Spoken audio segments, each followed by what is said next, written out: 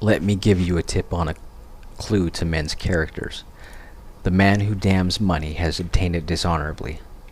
The man who respects it has earned it. Run for your life from any man who tells you the money is evil.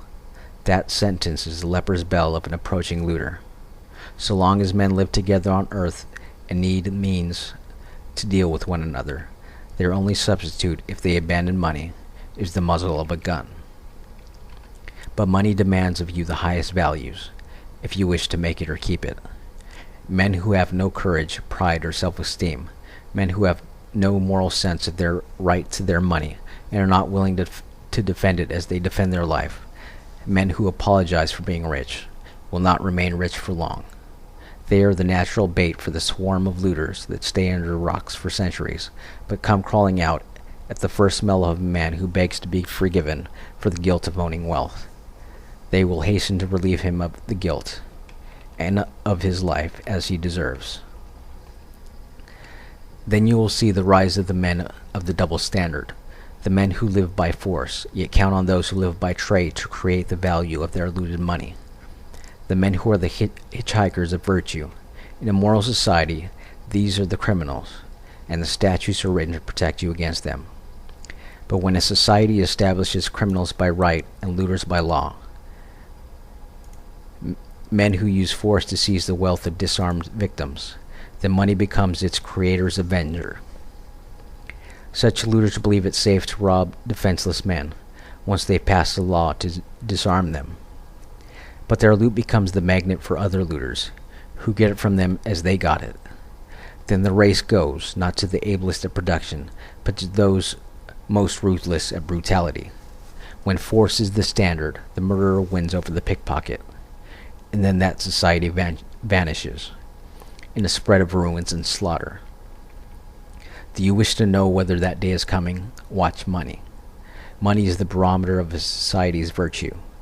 When you see that trading is done not by consent but by compulsion, when you see that in order to produce, you need to obtain permission from men who produce nothing, when you see that money is flowing to those who deal not in goods but in favors, when you see that men get richer by graft and by pull than by work, and your laws don't protect you against them, but protect them against you, when you see corruption being rewarded and honesty becoming a self-sacrifice, you may know that your society is doomed.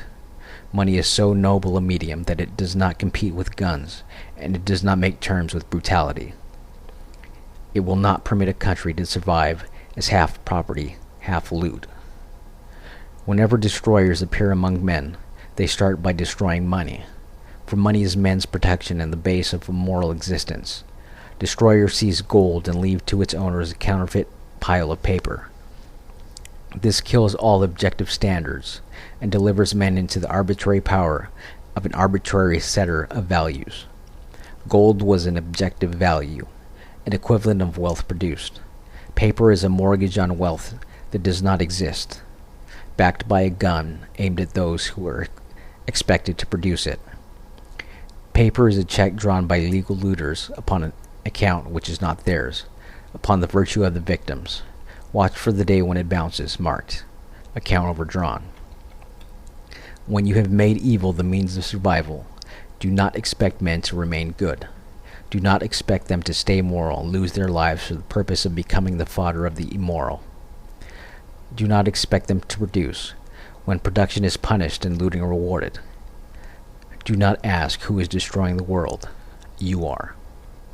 You stand in the midst of the greatest achievements of the greatest productive civilization, and you wonder why it's crumbling around you, while you're damning its lifeblood, money. You look upon money as the savages did before you, and you wonder why the jungle is creeping back to the edge of your cities. Throughout men's history, money was always seized by looters of one brand or another, whose names changed, but whose method remained the same: to seize wealth by force, and to keep the producers bound, demeaned, defamed, deprived of honor. That phrase about the evil of money, which you mouth with such righteous recklessness, comes from a time when wealth was produced by the labor of slaves. Slaves who repeated the motions once discovered by somebody's mind and left unimproved for centuries. So long as production was ruled by force, and wealth was obtained by conquest, there was little to conquer.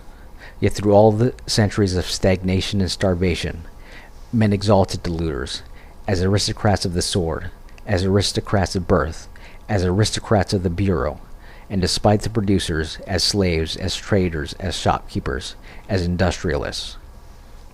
To the glory of mankind, there was, for the first and only time in history, a country of money. And I have no higher, more reverent tribute to pay to America for this means. A country of reason, justice, freedom, production, achievement. For the first time, man's mind and money were set free. And there were no fortunes by conquest, but only fortunes by work.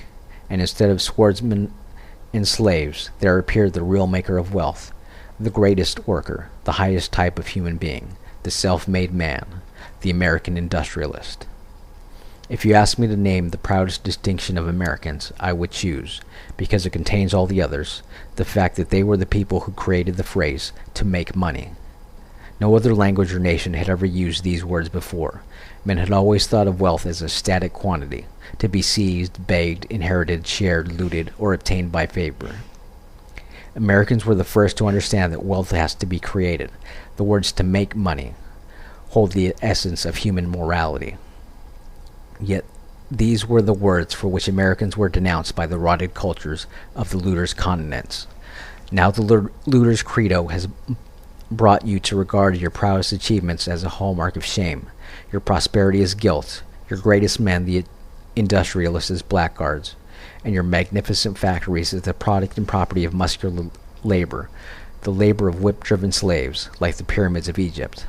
The rotter who simpers that he sees no difference between the power of the dollar and the power of the whip ought to learn the difference on his own hide, as I think he will. Until and unless you discover that money is the root of all good, you ask for your own destruction. When money ceases to be the tool by which men deal with one another, then men become the tools of men. Blood, whips, and guns, or dollars. Take your choice, there is no other, and your time is running out.